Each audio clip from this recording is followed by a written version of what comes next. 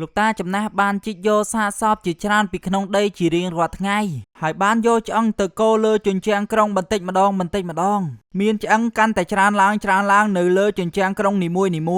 នឹងបានយកលលាក្បាលរបស់មនុស្សទៅតុបតែងនៅលើជ្រុងពីដានយូរទៅឆ្អឹងក៏កាន់តែច្រើនឡើងនៅលើពីដានហើយបានរៀបចំតាមលំនាំដ៏ស្មុគស្មាញបុរសចំណាស់ក៏បានជីកដីដើម្បីយកសាកសពចំនួន2មកទៀតហើយបានរុំព័ទ្ធសាកសពទាំងពីរដោយកញ្ចក់ដើម្បីសប្បាយចិត្តជាមួយនឹងបទពិសោធន៍ថ្មីនិងទស្សនាដ៏ល្អប្រសើរគាត់ពិតជាបានយកលលាក្បាលរបស់មនុស្សរួមមិនអស់យកមកដាក់នៅខាងក្នុងព្រះវិហារនិងបានបើកដើម្បីឲ្យមនុស្សទាំងអស់ចូលទស្សនានៅខាងក្នុងហើយថ្លៃសម្បត្តិចូលទស្សនាមនុស្សម្នាក់ៗមានតម្លៃត្រឹមតែ 5,000 យ៉េនប៉ុណ្ណោះតើអ្នកទាំងអស់គ្នារំភើបចិត្តដែរឬទេប្រសិនបើមានព្រះវិហារបែបនេះ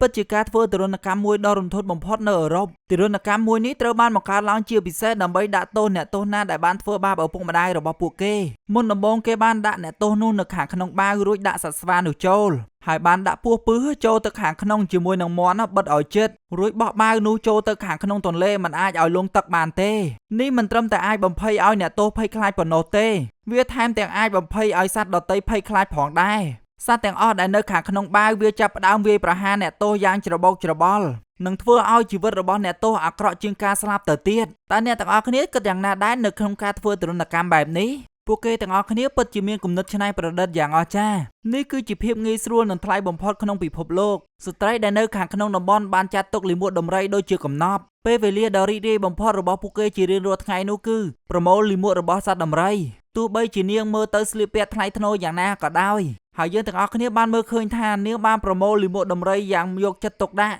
ម្យ៉ាងវិញទៀតអ្នកស្រុកខ្លះថែមទាំងយកគ្រាប់កាហ្វេដែលមានគុណភាពល្អបំផុតយកមកលាយជាមួយនឹងទឹកបាយដើម្បីឲ្យដំរីស៊ីហើយនេះហើយគឺជាមូលហេតុក្នុងប្រព័ន្ធរំលាយអាហាររបស់សត្វដំរីមានផ្ទុកអង់ស៊ីមដែលអាចបំបែកជាពិសេសវាមិនត្រឹមតែអាចបំបែកភាគល្វីងជូរចត់នៅខាងក្នុងគ្រាប់កាហ្វេប៉ុណ្ណោះទេហើយវាអាចបង្កើតរសជាតិយ៉ាងអស្ចារ្យនៅខាងក្នុងគ្រាប់កាហ្វេក្មេងស្រីគ្រាន់តែប្រមូលលាមករបស់ដំរីដែលលាយជាមួយនឹងគ្រាប់កាហ្វេនោះទុកតម្លៃរបស់គ្រាប់កាហ្វេទាំងនេះគឺថ្លៃខ្ពស់កប់ពពកវាត្រូវបានគេហៅថាកាហ្វេមិនភ្លុកតើអ្នកទាំងអស់គ្នាជឿដែរឬទេថាគេអាចយកគ្រាប់កាហ្វេដែលមានតម្លៃខ្ពស់យកទៅឲ្យដំរីស៊ីដើម្បីផលិតបានជាគ្រាប់កាហ្វេមួយដែលមានតម្លៃខ្ពស់